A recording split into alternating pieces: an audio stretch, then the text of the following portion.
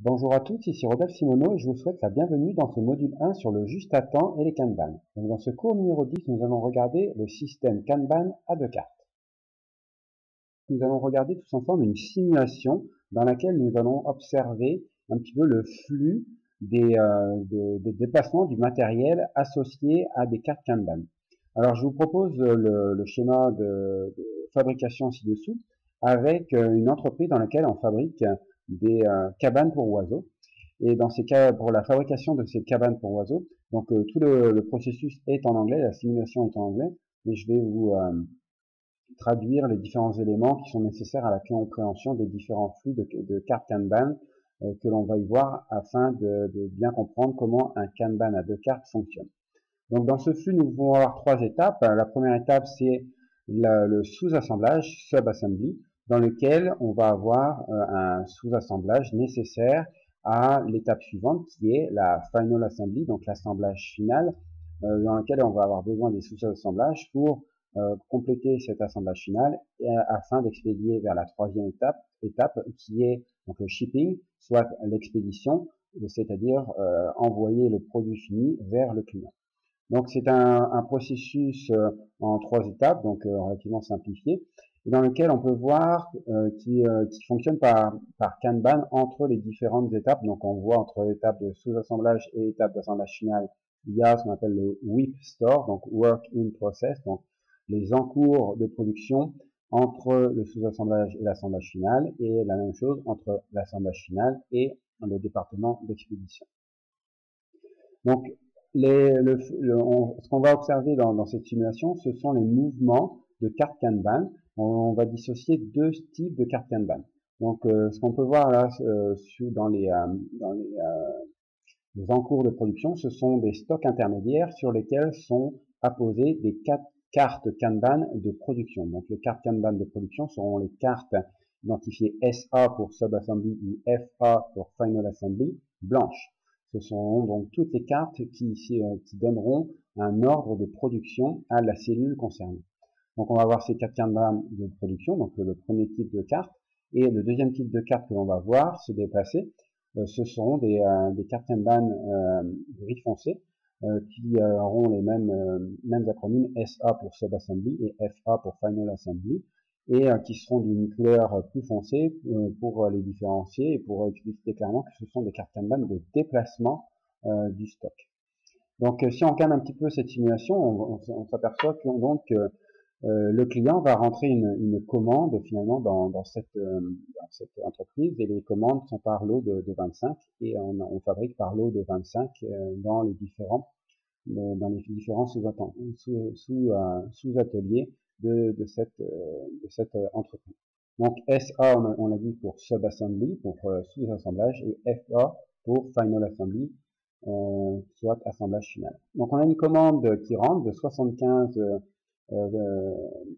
cabanes pour oiseaux, donc qui est le produit voulu par le client, et on les veut vertes. Donc cette commande va être envoyée au département d'expédition, et donc ce département d'expédition va tirer donc trois cartes de son stock de cartes des cartes de déplacement de Final Assembly, et donc le responsable de la zone shipping va se déplacer vers la zone de Final Assembly avec ces cartes de déplacement de stock pour des sous-assemblages par lot de 25. Donc il va aller dans les encours de Final Assembly,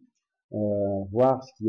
a été produit, et identifier trois lots de 25 sur lesquels sont déjà apposées trois cartes de production. Donc ce qu'il va faire avec ces cartes de déplacement, donc ces stocks n'ont pas le droit de se déplacer sans carte de déplacement, puisqu'elles ont actuellement une carte de production. Donc il va substituer les cartes de production, les remettre dans la zone, de l'atelier Final Assembly, et mettre sur ces trois stocks les cartes de déplacement de manière à déplacer physiquement ces trois stocks de 25 cabanes pour oiseaux entre l'encours de Final Assembly, donc l'assemblage final, et la zone d'expédition. Donc et ainsi remettre dans le petit panier à cartes Kanban de production de la zone Final Assembly, donc d'assemblage final, c'est ces 3 cartes de production. Donc ainsi, ce déplacement de stock vers la zone d'expédition va pouvoir se faire. Et une fois arrivé dans la zone d'expédition, on va, une fois, ça va peut-être passer à une autre personne, et une fois qu'on aura les informations pour l'expédition du client, on va reprendre ces cartes de déplacement, les remettre dans le panier de la zone shipping et apposer les informations d'expédition vers le client final. Donc c'est ce qu'on appelle le processus de des cartes Kanban de déplacement qui ont généré dans la zone Final Assembly la sortie de 3 cartes de production qui sont réallouées donc au niveau du planning, donc la zone Ujunka, dans laquelle on va replanifier la production de ces 3 lots qui ont été consommés par le département de shipping ou d'expédition. Donc, une fois replanifié, soit pour le même jour, soit pour le lendemain, dans le planning Ejunka, on va pouvoir relancer la fabrication de ces assemblages finaux qui vont nécessiter un besoin en sous-assemblage. Donc, on va retirer dans la zone Final Assembly 3 cartes de déplacement de sous-assemblage pour des lots de 25, de manière à déplacer du département sous-assemblage vers la zone assemblage final 3 lots de sous-assemblage nécessaires pour assembler le produit final. Donc même système, on va dans les encours de sous-assemblage, prendre les 3 lots nécessaires, enlever les cartes de production, les remettre dans le petit panier de l'atelier sous-assemblage et apposer les cartes de Kanban de déplacement de ces 3 lots pour déplacer le stock des encours du département sous-assemblage vers la zone d'assemblage final.